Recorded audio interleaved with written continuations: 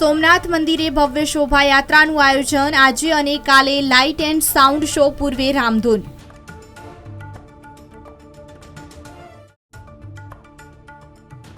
શ્રી રામની પ્રાણ પ્રતિષ્ઠાને લઈ વિવિધ કાર્યક્રમો। અંબાજી મંદિરમાં વિવિધ કાર્યક્રમો યોજાશે અને શ્રદ્ધાળુઓ માટે નવીન શરૂઆત કરાશે।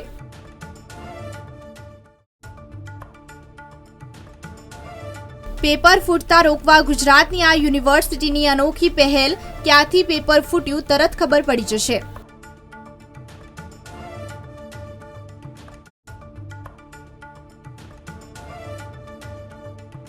ગુજરાત પર કાળ બનીને ત્રાટકશે વરસાદ। 24 થી 26 જાન્યુઆરીએ વરસાદની અંબાલાલ પટેલની આગાહી।